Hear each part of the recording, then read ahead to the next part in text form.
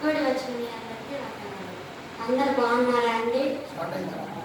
నేను కూడా బాగున్నానండి. దేవుని దయ వల్ల మీ ప్రార్థన వల్ల.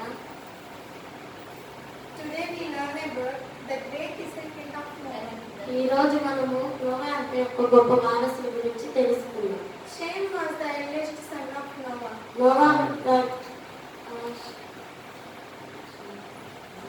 నోవా గారి కుమారుడు పెద్ద కుమారుడు Shem. Abraham was a descendant of Shem. Shem యొక్క వారసుడు Abraham. He lived with his wife in a village near Babylon. Abraham తన భార్యతో కలిసి బబులోను దగ్గరలో నివసిస్తున్నాడు. One day, ఒకరోజు God appeared to him and said, దేవుడు ప్రత్యక్షమై అబ్రహాము గారికి ఇలా చెప్తాడు.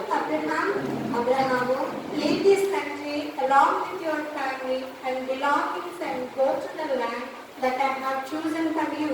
అబ్రహాము, నీవును నీ భార్యతో కలిసి నీకు సంబంధించిన వారు అందరూ కలిసి నేను నీ కోసం ఏర్పరిచిన స్థలానికి వెళ్ళుము.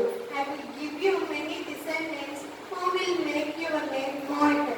నీ పేరును వృద్ధి చేసేలా నీకు గొప్ప జనాంగాన్ని ఇస్తాను. Abraham obeyed the God and left his country with his wife and slaves for an unknown place.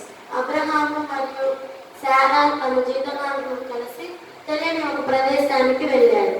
Abraham and his wife Sarah, crossing Mesopotamia and Egypt, finally reached the land of Canaan. Abraham మరియు జీతగాండ్రులు కలిసి మెసోపోటమియాను దాటి చివరిగా కానాను చేరుకున్నారు. Abraham and Sarah lived in Canaan for more than 10 years.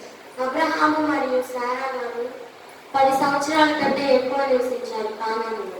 Then God appeared to them and said, దేవుడు ప్రత్యక్షమై ఇలా చెప్తాడు. you are descended to the ancestor of many nations. చుక్కల కంటే విస్తారమైన జనాంగములు మీకు ఇస్తాను అని చెప్తాడు. I bless Sarah and you. నిన్ను శారాను దీవించి You both will soon have a child. You will name him Isaac. నేను మీకు ఒక బిడ్డని ఇస్తాను, అతనికి ఇస్తాను అని పేరు పెట్టాను. Abraham was too old. Abraham గారు చాలా ముసలివారు. He said to God, Abraham గారు దేవునితో ఇలా అంటారు. is it possible for a 100 years old man and a 90 years old woman to have a child at such a ripe age? 100 సంవత్సరాలు గల నాకు 99 సంవత్సరాలు గల ఆమెకు ఈ వయసులో బిడ్డ పుట్టడం సాధ్యమేనా అని అంటారు. Even Sarah laughed inwardly and put forth a doubt, saying, we both are old and poor now. Can we really have a kid now?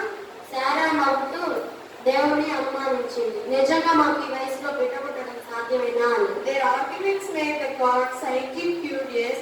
He said, why is Sarah laughing like that? దేవుడు వారి వాదనను నేరుగా విని ఎందుకు శారా అలా నవ్వుతుంది? Do you doubt my love? నా వాటిని సందేహిస్తున్నావా? Is there anything that is impossible for me? నాకు అసాధ్యమైనది ఏముంది? Have no pretensions within a short period. You both will be blessed with a son.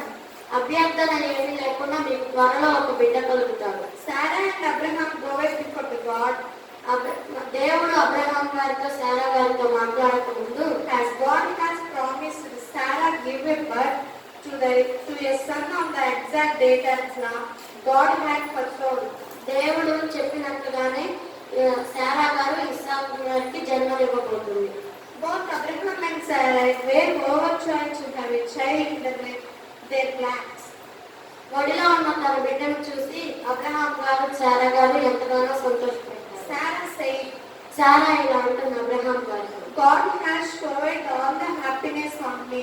ఈ బిడ్డ ద్వారా దేవుడు నాకు ఎంతో సంతోషాన్ని కలిగించాడు. Thus, as suggested by God, she named the child Isaac.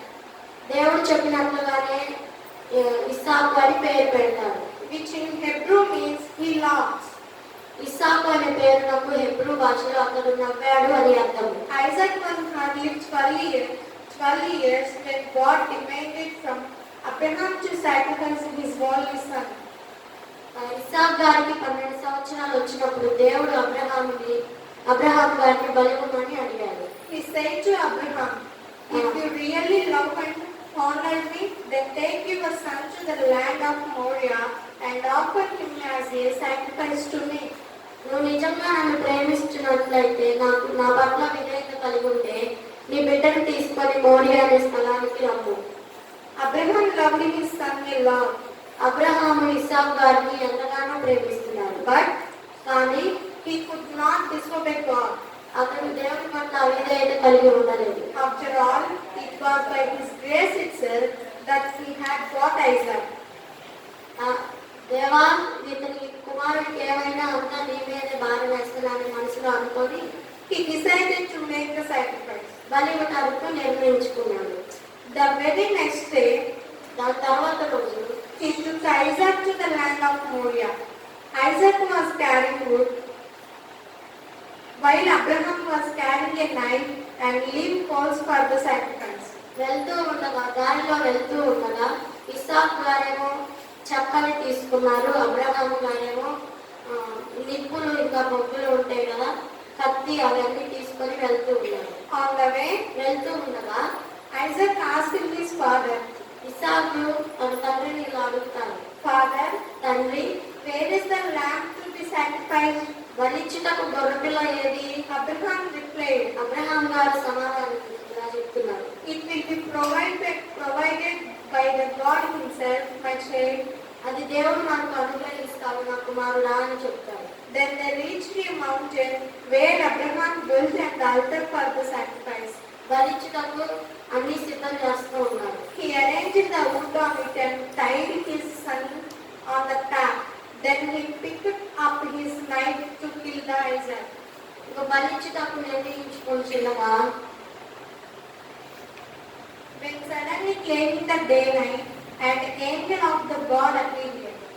ఒక పగటి వెలుగుతో ఒక దూత ప్రత్యక్షం అవుతుంది. The angel said, దేవదూత ఇలా చెప్తుంది, Abraham, Abraham drop the knife. నీ కత్తిని క్రింద పడవేయు. You don't need to kill your son. నీ కుమారుని నీవు చంపవలసిన అవసరం లేదు. This was just a test that the God was making on you. దేవుడు నీకు ఒక చిన్న పరీక్ష పెట్టాడు అంతే.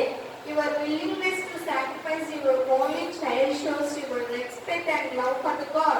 నువ్వు నిజంగా దేవుని పట్ల విధేయత కలిగి ఉన్నావు.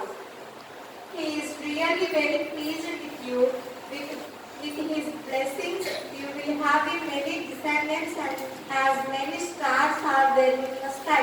దేవుడు చెప్పినట్లుగానే నీకు చుక్కల కంటే విస్తారమైన జనాంగమును నీకు ఇస్తాడు. They all will be courageous and will victor over their enemies. నీ శత్రువుల మీద నువ్వు విజయాన్ని పొందుతావు. They will make your name eternal in this world. ఈ దేశపు చివరి అంచుల వరకు నీ పేరు వెళ్తుంది. They will make the angel disappear like campers in the hay. ఈ మాటలు చెప్పి దేవదూత మాయమైపోతుంది. Thank you, Vandana. అందరికీ వందనాలు. అవకాశం